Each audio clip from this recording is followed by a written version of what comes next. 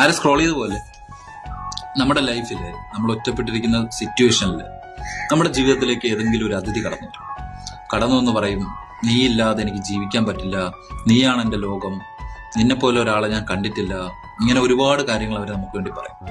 അപ്പം നമ്മൾ അവരെ ബിലീവ് ചെയ്തിട്ട് നമ്മുടെ ലൈഫ് തന്നെ അവർക്കായിട്ട് കൊടുത്തു കഴിയുമ്പോൾ കുറച്ച് നാൾ കഴിയുമ്പോൾ അവർക്ക് മറക്കും.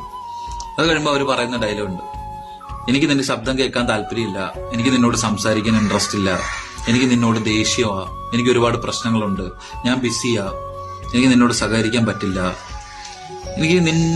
എനിക്ക് അത്രയ്ക്ക് വെറുപ്പാ എന്നൊക്കെ പറഞ്ഞു കളയും.